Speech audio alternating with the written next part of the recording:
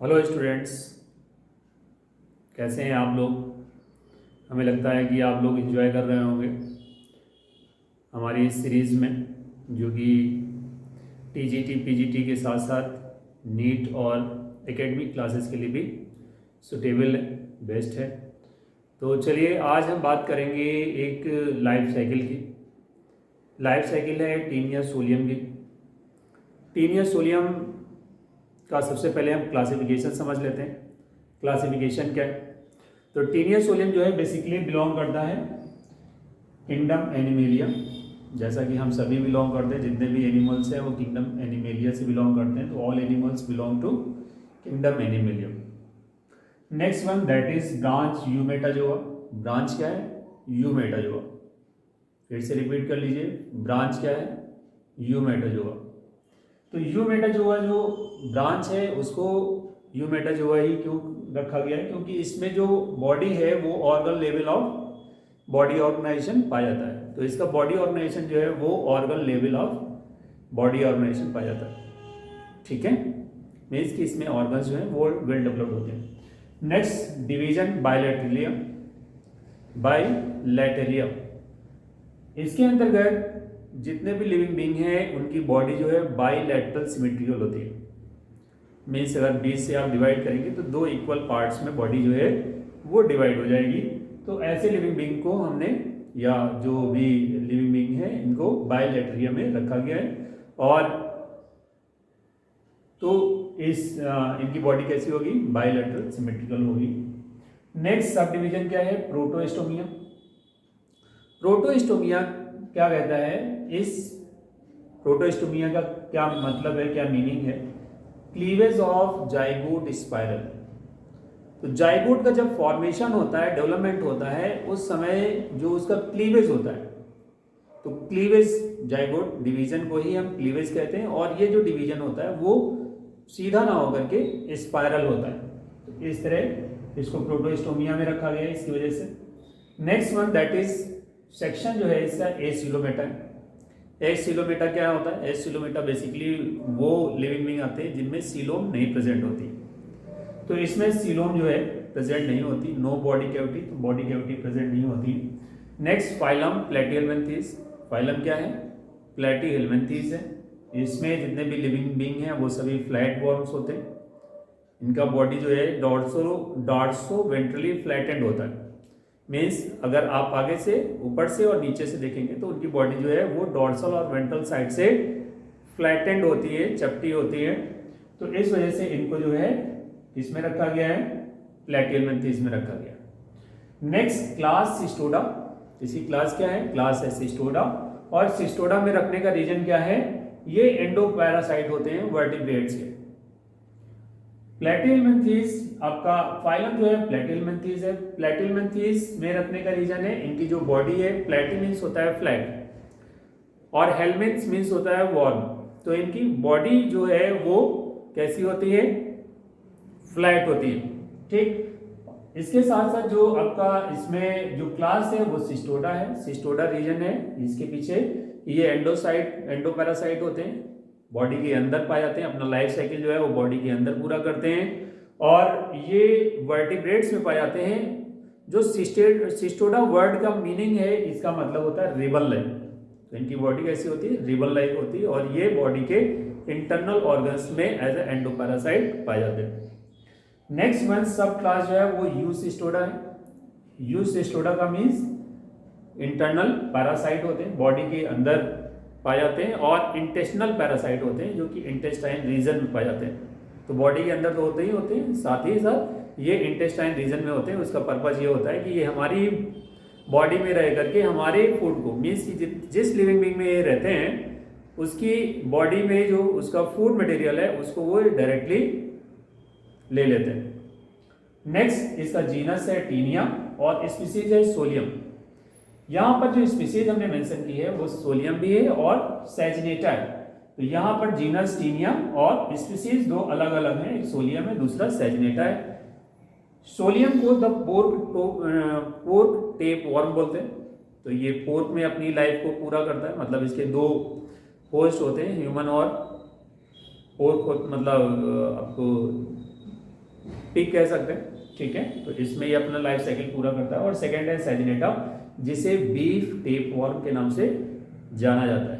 तो ये है आपका लाइफ साइकिल टीनिया सोलियम की। चलिए आगे बात करते हैं। अब हम आगे इसके एक्सटर्नल मार्फोलॉजिकल कैरेक्टर्स के बारे में पढ़ते हैं कि इसमें क्या क्या फीचर्स पाए जाते हैं, एक्सटर्नल बाहर से देखने में कैसा दिखाई देता है।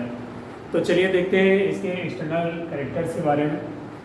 तो सबसे पहले ये होस्ट इसके क्या होते हैं, ये इसकी ये अपनी लाइफ साइकिल को किस में पूरा करता है।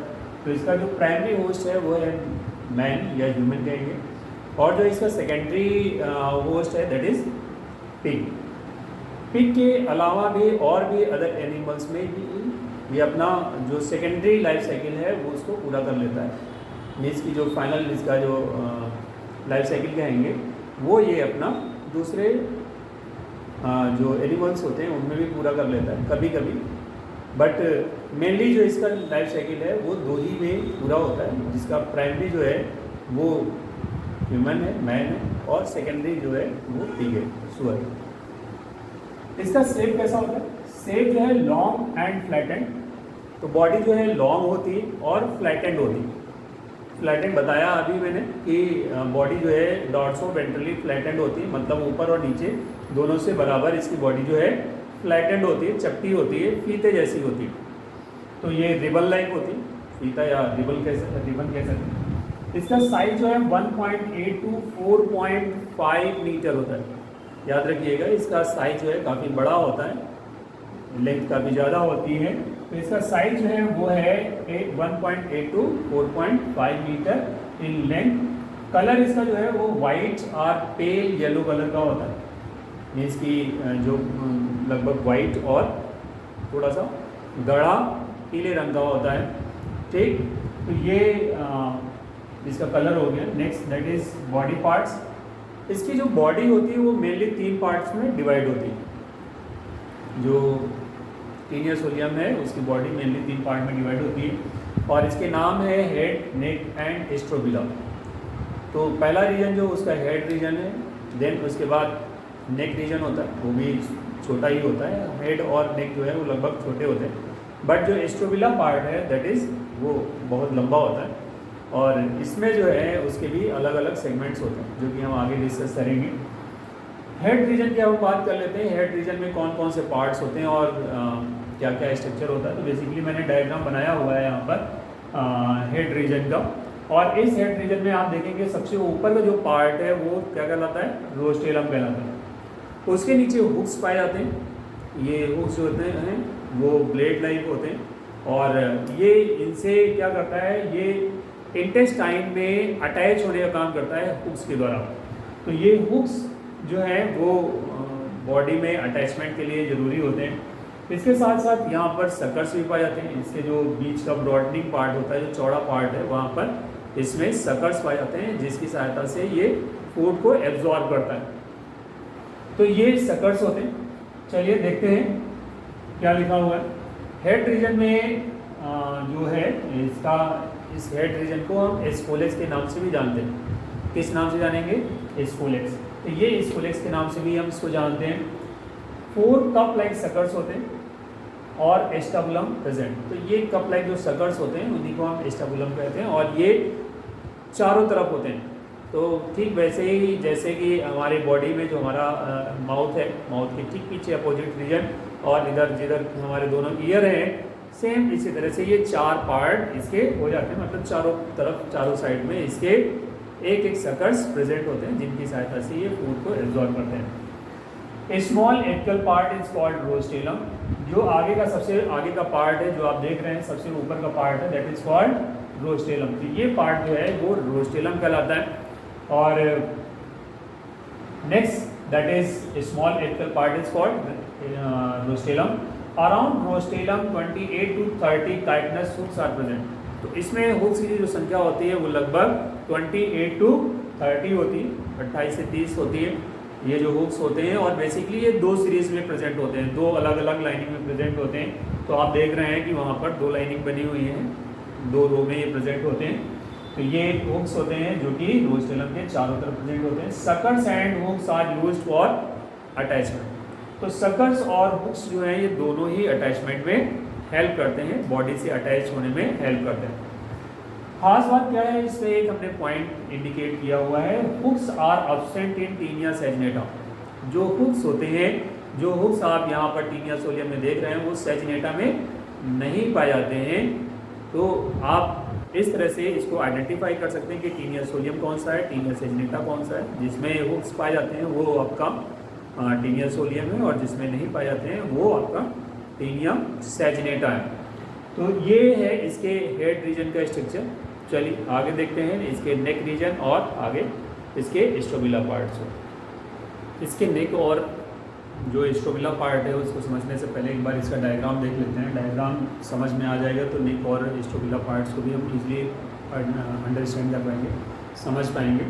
तो चलिए देखते हैं। इसका हेड रीजन जो है वो बहुत छोटा सा है। अगर इसका वो पूरा होल बॉडी स्ट्रक्चर देखते हैं तो उसके कंपेयर में इसका हेड रीजन बहुत छोटा है, और हेड के ठीक जस्ट पीछे जो है वो नेक रीजन पाया जाता है। नेक रीजन को प्रोलिफरेशन रीजन भी कहते हैं, क्योंकि इसी रीजन से नए नए सेगमेंट्स फॉर्म होते रहते हैं। नेक रीजन के ठीक बाद का जो पार्ट है दैट इज कॉल्ड स्ट्रोबिला, और स्ट्रोबिलाज में नए नए सेगमेंट्स बनते रहते हैं। इन सेगमेंट्स की संख्या लगभग 800 से लेकर के 1000 तक होती है, 800 to 1000। तो इन जो सेगमेंट्स होते हैं उसमें भी 3 कैटेगरी होती है, immature, mature and fully ripened. जो पूरी तरह से राइपेंड होते हैं, जो पूरी तरह से अंडों से भरे रहते हैं, उन्हें हम ग्रेविड कहते हैं। तो यहाँ पे आप देखेंगे कि ये जो सेगमेंट्स हैं हम इनको क्या कहते हैं, प्रोग्लोटिड्स कहते हैं। क्या कहेंगे, प्रोग्लोटिड्स कहेंगे। और ये प्रोग्लोटिड्स जो हैं बेसिकली 3 तरह के होते हैं, जिनको हम इनमैच्योर, मैच्योर और राइपेंड कहेंगे। और जो राइपेंड होते हैं वो फुली मैच्योर्ड होते हैं, और ये जो है अंडों से पूरी तरह से भरे रहते हैं, और ये जो है हमारे बॉडी के पीसेस द्वारा बाहर निकल जाते हैं। तो ये है इसका स्ट्रक्चर।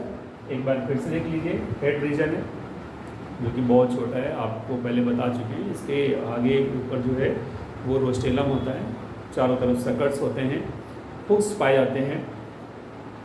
हुक्स और सकर्स के द्वारा ये बॉडी से अटैच रहता है। इसके बाद नेक रीजन है जिसे प्रोलिफरेशन रीजन कहते हैं, और इसी से नए नए सेगमेंट्स बनते रहते हैं। देन आफ्टर जो रेस्ट पार्ट है दैट इज कॉल्ड स्ट्रोबिला, और स्ट्रोबिला में जो सेगमेंट्स होते हैं उन्हें हम प्रोग्लोटिड्स कहते हैं। मैच्योर जो सेगमेंट्स होते हैं उन्हें हम ग्रेविड कहेंगे। स्टूडेंट्स बात कर लेते हैं सबसे पहले रिप्रोडक्टिव ऑर्गन्स के बारे में। टीनिया सोलियम के रिप्रोडक्टिव ऑर्गन्स कौन कौन से रिप्रोडक्टिव ऑर्गन्स होते हैं, तो चलिए देखते हैं। रिप्रोडक्टिव ऑर्गन्स में ये जो स्मॉल स्फेरिकल स्ट्रक्चर्स हैं दीज आर कॉल्ड टेस्टिस। तो ये छोटे छोटे जो आपको स्फेरिकल स्ट्रक्चर्स दिखाई दे रहे हैं ये हैं टेस्टिस कहलाते हैं। और ये जो टेस्टिस होते हैं वो वॉस एफरेंसिया से अटैच होते हैं, और वॉस एफरेंसिया जो है वो वॉस डिफरेंस से अटैच होती है। यहाँ पर ये एक सीरस पार्ट होता है, और इस सीरस पार्ट में ये इस तरह से मसल्स होती हैं, और ये जो पार्ट है यहाँ पर ये इजिकुलेटरी डक्ट कहलाती है। मतलब ये जो वॉस डिफरेंस है वो आगे आकर के क्या कहलाएगी, इजिकुलेटरी डक्ट कहलाएगी। और ये जो रीजन है, ये जो पोर्शन है दैट इज कॉल्ड पेनिस और सीरस। ये जो पेनिस होता है ये ओपन होता है किसमें, कॉमन जेनेटल पोर में या कॉमन जेनेटल अपर्चर में। इसको कॉमन जेनेटल पोर या अपर्चर क्यों कहते हैं, क्योंकि इसमें दोनों होते हैं, पेनिस भी होता है और साथ ही साथ इसमें वेजाइना भी इसे जुड़ी होती है। तो ये वेजाइना जो है आगे ओपन होती है सेमिनल रिसेप्टिकल में, ये सेमिनल रिसेप्टिकल है। और ये सेमिनल रिसेप्टिकल के बाद का जो पार्ट है that is called fertilization duct. यहाँ पर फर्टिलाइजेशन होता है, और फर्टिलाइजेशन के बाद ये आपका है ऊ टाइप। ऊ टाइप जो ओपन होता है, ऊ टाइप जो जुड़ा होता है उसमें 2 तरह की ग्लैंड्स जुड़ी होती हैं। ऊ टाइप के चारों तरफ मेहलिस ग्लैंड होती है, और ऊ टाइप से एक दूसरी ग्लैंड भी एसोसिएट होती है जिसे हम विटेलिन ग्लैंड कहते हैं। तो ये विटेलिन ग्लैंड है, और ये कौन सी ग्लैंड है, मेलिस ग्लैंड है। मेलिस ग्लैंड और यूटेरिन ग्लैंड, विटेलिन ग्लैंड से जो सिक्रीशन होता है वो यहाँ पर जो फर्टिलाइजेशन के बाद जो जाइगोट बनता है उसके डेवलपमेंट में हेल्प करते हैं। तो यहाँ पर ये मेल रिप्रोडक्टिव पार्ट्स है जिसमें vas efferentia, vas deferens, ejaculatory duct, यहाँ पर सीरस, और सीरस के बाद ये कॉमन जेनेटिक कोड आता है। इसमें जो रिप्रोडक्शन होता है, जो फर्टिलाइजेशन होता है, बेसिकली क्रॉस होता है। क्रॉस इस तरह से होता है कि इसमें दो अलग अलग जो सेगमेंट्स होते हैं वो एक दूसरे के पास में आते हैं और उनमें फर्टिलाइजेशन होता है। तो बेसिकली अगर देखा जाए तो फर्टिलाइजेशन, इसमें अगर क्वेश्चन पूछा जाता है तो वो सेल्फ फर्टिलाइजेशन ही लिखेंगे, क्योंकि जो फर्टिलाइजेशन हो रहा है वो उसी बॉडी में, उसी सेम एनिमल में हो रहा है, सेम लिविंग बीइंग में हो रहा है, इसलिए यहाँ पर सेल्फ फर्टिलाइजेशन कहेंगे। लेकिन दो अलग अलग सेगमेंट्स के बीच में होता है। तो ये अपनी बॉडी को इस तरह से फोल्ड करता है कि एक सेगमेंट दूसरे सेगमेंट के पैरेलल में आता है और वो अपने पेनिस पार्ट से दूसरे के उसमें वेजाइना में इसको इंसर्ट कर देता है और वहां पर स्पर्म को रिलीज कर देता है। ये स्पर्म जो है वो वेजाइना से होते हुए सेमिनल रिसेप्टिकल में स्टोर होते हैं और सेमिनल रिसेप्टिकल से फिर ये फर्टिलाइजेशन डक्ट में आ जाते हैं, जहां पर इधर ओवरी से रिलीज होने वाले जो ओवम है वो भी यहाँ पर पहुंच जाते हैं और यहाँ पर फर्टिलाइजेशन हो जाता है। कभी कभी क्या होता है कि जो ओवम है वो ओ टाइप में ही प्रेजेंट रहते हैं और यहाँ पर ये स्पर्म आ जाते हैं और यहीं पर फर्टिलाइजेशन हो जाता है। फर्टिलाइजेशन के बाद ये जो जाइगोट बनते हैं ये आगे कन्वर्ट हो जाते हैं एम्ब्रियो उसमें, एग में, और ये एग जो है वो इस यूटेरस में स्टोर होते रहते हैं। ये यूटेरस धीरे धीरे इसका साइज इंक्रीज होता चला जाता है, जिसमें लगभग 30 से 40 हजार एग बढ़ जाते हैं। तो ये जो पार्ट है इसमें बहुत से एग जो है वो प्रेजेंट होते हैं और ये एग जो है ये इसकी जो यूट्रस वॉल होती है वो धीरे धीरे इंक्रीज करती जाती है, साइज इसका इंक्रीज करता जाता है और इसमें लगभग 30 से 40 हजार जो एग है वो फिल हो जाते हैं। तो ये है रिप्रोडक्टिव ऑर्गन्स के बारे में। ये हर्माफ्रोडाइट होता है, बाइसेक्सुअल होता है, जिसमें मेल और फीमेल जेनिटल ऑर्गन दोनों एक ही बॉडी में प्रेजेंट होते हैं। चलिए आगे देखेंगे रिप्रोडक्टिव, इसमें जो रिप्रोडक्शन की प्रोसेस है उसको समझेंगे। ओके, तो स्टूडेंट्स चलिए स्टार्ट करते हैं इसकी लाइफ साइकिल के बारे में, टीनियल सोलियम की लाइफ साइकिल के बारे में। टीनियल सोलियम की जो लाइफ साइकिल स्टार्ट होती है वो स्टार्ट होती है आपकी ब्लैडर वर्म के इन्फेक्शन से। जो ब्लैडर वर्म है वो पिग के मसल्स में प्रेजेंट रहता है, वहीं पर न्यूट्रिशन लेता है और वहीं पर वो सर्वाइव करता है, ग्रो करता है। देन आफ्टर ये इसकी मसल्स में बड़े लंबे समय तक पड़ा रहता है और जब ह्यूमंस जो हैं मतलब मनुष्य जो है जब सुअर का पका मांस खाते हैं तो वो उनकी बॉडी में पहुंच जाते हैं। बॉडी में पहुंचने के बाद उसमें डेवलपमेंट होता है, वो एक एडल्ट स्टेज में कन्वर्ट होता है और एक एडल्ट स्टेज में कन्वर्ट होने के बाद फिर वही प्रोसेस कि वो एग को प्रोड्यूस करते हैं और जो एग प्रोड्यूस होते हैं वो किस तरह से आगे ग्रो करते हैं। एग से एग में फर्स्ट क्लीवेज डिवीजन होता है जो कि अनइक्वल होता है, ये एक अनइक्वल डिवीजन है और अनइक्वल डिवीजन से जो जाइगोट है वो दो अलग अलग पार्ट्स में डिवाइड हो जाता है। तो ये दो अनइक्वल पार्ट में डिवाइड हो जाता है। जो बड़ा पार्ट है that is called megamere and जो छोटा पार्ट है that is called embryonic cell. तो ये एम्ब्रियोनिक सेल कहलाता है जो कि स्मॉलर पार्ट होता है। मेगामियर में फिर से डिवीजन होते हैं और ये अपने जैसे फिर मेगामियर का ही फॉर्मेशन करता है। क्या फॉर्म करेगा? मेगामियर्स को फॉर्म करेगा और मेगामियर्स के चारों तरफ एक एम्ब्रियोनिक मतलब उसके चारों तरफ एक लेयर फॉर्म हो जाती है दैट इज एम्ब्रियोफोर। ये जो लेयर होती है वो क्यूटिकल लाइक लेयर होती है जो कि उसके चारों तरफ प्रेजेंट होती है और ये इस लेयर के साथ ही कन्वर्ट हो जाता है ओंकोस्फीयर में जो कि 6 हुक्ड होता है, जिसमें 6 हुक होते हैं। ये जो 6 हुक वाली स्टेज है दैट इज कॉल्ड ओंकोस्फीयर और ये इन्फेक्शियस होती है पिग के लिए। ये किसके लिए इन्फेक्शियस होती है? पिग के लिए।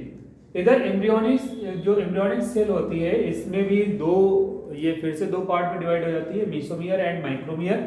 जो माइक्रोमियर होता है वो स्मॉलर पार्ट होता है जबकि जो मीसोमियर है वो लार्जर पार्ट होता है और इसके चारों तरफ लेयर भी प्रेजेंट होती है।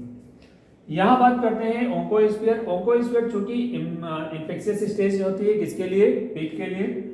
तो यहाँ पर जब ये पहुंचता है, जब पिग की बॉडी में पहुंचता है तो उसकी बॉडी में जो डाइजेस्टिव एंजाइम्स होते हैं, डाइजेस्टिव एंजाइम्स की प्रेजेंस में इसकी जो लेयर होती है, जो क्यूटिकल की लेयर होती है वो डाइजेस्ट हो जाती है और डाइजेस्ट होने के बाद ये हेक्साकैंथ लार्वा फॉर्म हो जाता है। हेक्साकैंथ लार्वा जो है वो आगे मूवमेंट करता है और पहुंचता है बॉडी की इंटेस्टाइन में, स्मॉल इंटेस्टाइन रीजन में, जहां पर ओंकोस्फीयर मेम्ब्रेन जो है वो क्या हो जाती है? डिसॉल्व हो जाती है।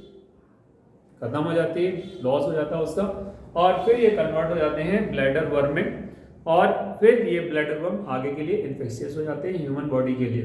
तो ये ओवरऑल लाइफ स्पैन है जो कि दो अलग अलग होस्ट में इसकी बॉडी मतलब इसकी जो लाइफ साइकिल है दो अलग अलग होस्ट में कंप्लीट होती है। फर्स्ट इसका जो है वो ह्यूमन है और सेकंड जो है उसका पिग है। तो प्राइमरी जो है वो इसका ह्यूमन बॉडी है और जो सेकेंडरी बॉडी है दैट इज पिग है। पिग के अलावा भी और भी लिविंग बीइंग में भी ये ग्रो करता है अगर इन्फेक्शन दूसरी बॉडी में भी होता है तो। ह्यूमंस में जो इसके द्वारा डिजीज होती है वो टीनियसिस डिजीज होती है। और ये टीनियसिस डिजीज क्यों कॉज होती है, क्योंकि ये जो टीनिया सोलियम होता है इसका साइज कई मीटर तक होता है, क्योंकि हमने बताया आपको लगभग 4.5 मीटर तक लंबा होता है। तो ये इंटेस्टाइन रीजन में जा करके बीच में रुक जाता है और वो जो पैसेज है उसको ब्लॉक कर देता है। पैसेज के ब्लॉक होने की वजह से जो फूड का ट्रांसफर है आगे की तरफ मूवमेंट जो है वो ब्रेक हो जाता है, रुक जाता है, और मूवमेंट रुकने से जो बॉडी में सिम्टम्स कॉज होते हैं उसी सिम्टम्स को ही हम टीनियसिस कहेंगे। ठीक है, तो इसके लिए जो वॉर्म्स के लिए जो मेडिसिन आती हैं उनका इसमें इस्तेमाल किया जाता है। तो ये था लाइफ साइकिल टीनिया सोलियम का। स्टूडेंट्स, अगर ये आपको वीडियो पसंद आई हो तो इसको लाइक करें, सब्सक्राइब करें और अपने दोस्तों के साथ शेयर करें। ठीक है, thank you, have a nice day.